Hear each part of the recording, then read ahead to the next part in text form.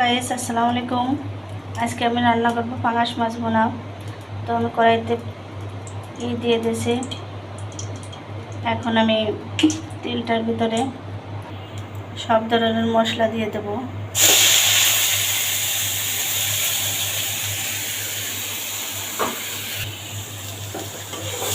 মশলাটা ভালোভাবে কষিয়ে নেব।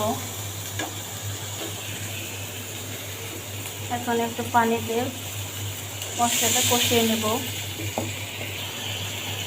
মশলা কষানো শেষ। এখন আমি মাছগুলো দিয়ে দেব।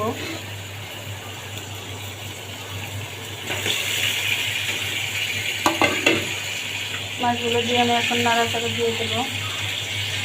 মাছ ভুনাতে আমি এখন পানিগুলো দিয়ে দেব। দিয়ে ফুটিয়ে নিলে পরে আমার মাছ ভুনা রেডি। বন্ধুরা, আমার মাছ ভুনাটা হয়ে গেছে। এখন আমি চুলাটা লিভিয়ে দেব। তো বন্ধুরা, আমার মাছটা হয়ে গেছে। এই হলো আমার মাছের ফাইনাল লুক। তো কে কে পাঙাশ মাছ খেতে পছন্দ করো কমেন্টে জানাইও, আর একটা লাইক কমেন্ট ফলো দিয়ে পাশে থাকো। আল্লাহ হাফেজ।